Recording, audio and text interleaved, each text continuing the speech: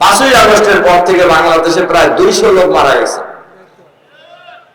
এর অধিকাংশ লোক হলো একটা দলের। এবং তারা মারা গেল কেন? হ্যাঁ, ভালোই তো জ্ঞান রাখেন। দেখি, মারা গেছে দুইটা কারণ। একটা হলো টেম্পো স্ট্যান্ড, বাস স্ট্যান্ড, এরপরে আপনার রিক্সা স্ট্যান্ড দখলকে কেন্দ্র করে, আর ভাগাভাগিকে কেন্দ্র করে।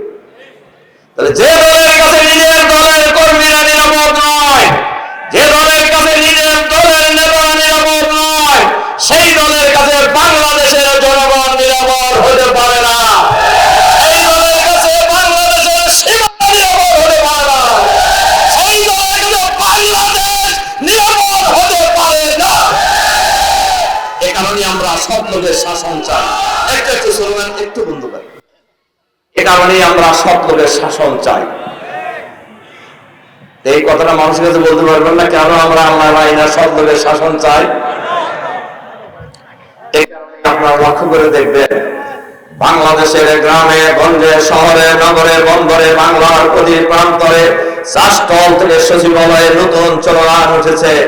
সব দল দেখা শেষ, দাঁড়িপাল্লার বাংলাদেশ। এবং আমরাও বলছি, আমরা জনগণের কাছে আবেদন করছি, আপনারা তো সবাইকে দেখছেন, একবার আমাদেরকে দেখেন, আমাদেরকে দেখেন।